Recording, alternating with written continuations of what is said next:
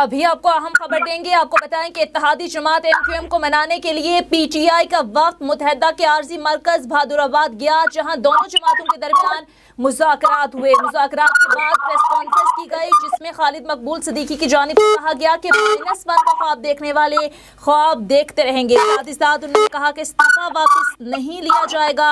इस मौके पर असद उमर ने कहा कि नौजवानों के लिए 100 अरब का प्रोग्राम शुरू किया है। हमारी ख्वाहिश है कि खालिद मकबूल सिद्दीकी काबीने का हिस्सा रहें। इसी सारी सूरत हाल पर नाज़रीन बात करने के लिए इस वक्त में टेलीफोन लाइन पर ज्वाइन कर चुके हैं रहनुमा पीपल्स पार्टी इम्तियाज अहमद शेख साहब। आप सूबाई वजीर भी हैं। अस्सलाम वालेकुम सर, सबसे पहले तो बहुत शुक्रिया आपके वक्त का। वालेकुम सलाम, बहुत शुक्रिया आपका लाइन पर लेने का। शेख साहब, किस तरह से देखते हैं हुकूमत की सबसे अहम इत्तेहादी जमात एमक्यूएम पाकिस्तान की जानिब से तहफ़्फ़ुज़ात का इजहार किया जा रहा है? अभी प्रेस कॉन्फ्रेंस के बाद बज़ाहिर तो ऐसा लग रहा है कि मुज़ाकरात कामयाब नहीं हुए, लेकिन खालिद मकबूल सिद्दीकी साहब कह रहे हैं कि हमने पहले भी कहा था हुकूमत से ताउन जारी रखेंगे, अब भी ताउन जारी रखेंगे। तो आगे की सूरत हाल कैसे देख रहे हैं आप? मुस्तकबिल में इत्तेहाद कायम रह पाएगा? मैं ये आपको बिल्कुल साफ बता दूं कि ये पहले भी इस तरह के चीजें होती रही हैं। मरकजी हुकूमत से, तहरीक इंसाफ की हुकूमत से कोई भी इत्तेहादी अपना खुश नहीं है, और सब ने रिजर्वेशन पूरे साल 1.5 साल में कई दफा अपने रिजर्वेशन बढ़ा चुके हैं और तकरीबन छोड़ने की लेवल तक बात आ गई। तो आज उन्होंने इस्तीफा दे दिया, लेकिन ये एमक्यूएम का जो इस्तीफा है, लेकिन समझ में नहीं आ रहा कि उनका एक वजीर जो है वो हुकूमत में बैठा है, एक वजीर हुकूमत छोड़ जाता है, कहता है कि हम उसके साथ नहीं है। तो क्या पार्टी डिवाइड हो गई है उनकी? क्या उनके दूसरे वजीर साहब उनका कहना नहीं मान रहे? तो मतलब ये तो अजीब सी बात है, और ये हमेशा इस तरह एमक्यूएम करती रहती है। हम तो कहते हैं कि वो अगर उन्हें फैसला करना है तो पूरा सोच समझ के और मतलब फैसला करें। हमारी पार्टी के चेयरमैन की तरफ से भी उनको ऑफर थी, क्योंकि ये देखें मुत्तहदा कौमी मूवमेंट और तहरीक इंसाफ हलीफ नहीं बन सकते आपस में। वो तहरीक इंसाफ उन्हीं की सीटों पे जीत के आई है, और आइंदा भी मुकाबला जो है वो समझते हैं कि उनका होगा, आपस में होगा इन सीटों पर। तो मैं समझता हूँ और ये हलीफ नहीं हो सकते। बिल्कुल। तो इम्तियाज अहमद शेख साहब, पीपल्स पार्टी की जानिब से भी एक बार फिर एमक्यूएम को इत्तेहाद की पेशकश की गई है, तो पीपल्स पार्टी की पेशकश का आप क्या समझते हैं, कितना अमल दखल है जिस तरह की सूरत हाल का सामना है इस वक्त हुकूमत को? लेकिन ये तो उनके झगड़े तो आपस के हैं ना, उसमें तो पीपल्स पार्टी का कोई इसमें अमल दखल नहीं है। वो नाराजगी है या उनकी मतलब मंसूबे न देने वाली बात है, वो तो तहरीक इंसाफ का यू टर्न तो हर फील्ड में मौजूद है। तो उनके साथ भी वादा करके वो फिर गए और वो उसको जस्टिफाई करेंगे। लेकिन अभी मतलब पीपल्स पार्टी ने तो मतलब ये समझते हुए कि हम सिंध में सब साथ रहते हैं और पहले भी हम आपस में साथ रहते आए, हुकूमतें साथ की हैं, तो उन्होंने चेयरमैन साहब ने उनको ये कहा था कि आप आ जाए तो मिलकर काम करते हैं। तो मतलब अब उनका इख्तलाफ तो तहरीक इंसाफ से उनके अपने वजूहात की बराबर है। जिस तरह मैंगल साहब का भी इख्तलाफ है, जिस तरह GDA का इख्तलाफ है। तो अब ये मतलब एक गैर फिक्री इत्तेहाद है जो चल रहा है, लेकिन ज्यादा देर तक चल नहीं सकेगा जहाँ तक मैं उसको पॉलिटिकली एनालाइज करता हूँ। तो ठीक है इम्तियाज अहमद शेख साहब, आप हमारे साथ ही रहिएगा। टेलीफोन लाइन पर ज्वाइन कर चुके हैं मेंबर सिंध असम्बली रहनुमा PTI हलीम आदिल शेख साहब। अस्सलाम वालेकुम सर, बहुत शुक्रिया आपके वक्त का। जी हलीम आदिल शेख साहब, एमक्यूएम के साथ जो मुज़ाकरात थे उसमें आप मौजूद भी थे, क्या पेशरफ्त हुई है? सबसे पहले तो हमें बताएं कि एमक्यूएम की जानिब से जिन तहफ़्फ़ुज़ात का इजहार किया जा रहा था वो तहफ़्फ़ुज़ात क्या दूर हुए? देखिए जी, मैं समझता हूँ कि एमक्यूएम से बातचीत हुई है। तहफ़्फ़ुज़ात जो मैं कल बता रहा था कि उसमें उनके मामलात हैं, तहफ़्फ़ुज़ात हैं, कुछ तो चाहते हैं कि कुछ कमिटमेंट की कोई वो जल्दी पूरी हो जाए, तो बातचीत हो रही है।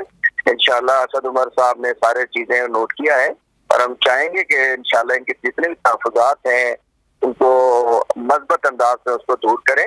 और ये हमारे इत्तेहादी और मज़बूत सबसे बात पहलू ये थी कि उन्होंने कहा कि हम हुकूमत के इत्तेहादी हैं, हम हुकूमती इत्तेहादी हैं और हम हुकूमत के साथ हैं, और लेकिन हमारे कुछ वो खदशात हैं, कुछ तहफ़्फ़ुज़ात हैं, वो दूर होने चाहिए। अल्हम्दुलिल्लाह बड़ी मज़बूत बातचीत हुई है। हम समझ सकते हैं कि बेहतर हो जाएगा, मामला ठीक हो जाएंगे, और ये पीपल्स पार्टी जो बगलें बजा रही है इसको कोई फायदा नहीं होगा।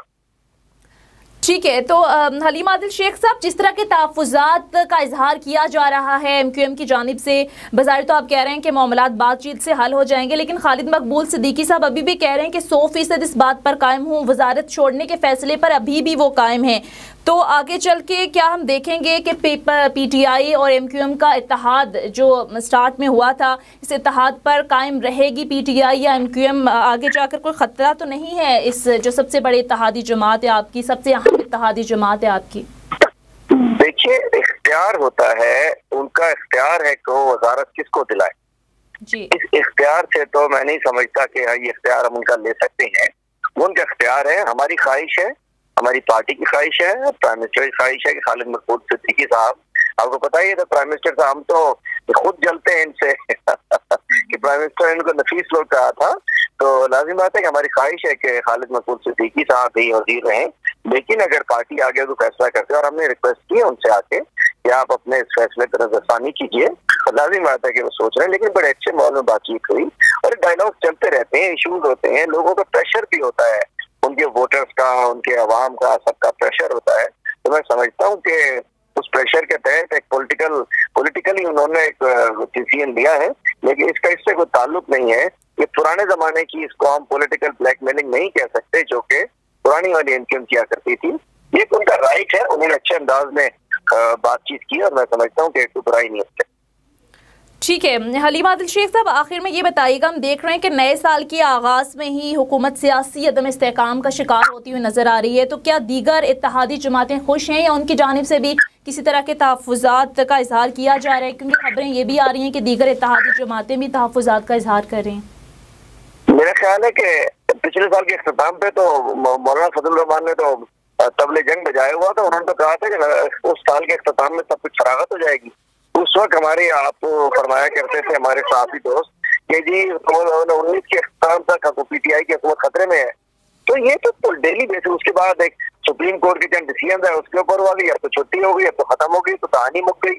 ऐसा नहीं है, ये क्यों हमारे वो बाज़ाब्ता में उनके वोट 7 MNA हमारे साथ खड़े हुए हैं, वो गवर्नमेंट की सीटों पर बैठे हुए हैं, वो हमारे हर शब्द हमारे साथ है। बाकी मिनिस्ट्री में इस्तीफा, अपने मुतालबात, तो कोई अल्हम्दुलिल्लाह किसी को खुश नहीं हो, कोई अदम इस्तेहकाम नहीं है। हुकूमत बहुत मुस्तहकम है और इंशाअल्लाह हमारे इत्तेहादी हमारे साथ खड़े हैं। बाकी ये जो होती है समझे के इत्तेहादी हुकूमत, उसमें ये चलती रहती है, ये लव स्टोरी, ये हल्की फुल्की मौसीकी उसका हिस्सा हुआ करती है, और जिससे जो चलती है तो उसको रहना होता है इसी तरीके से।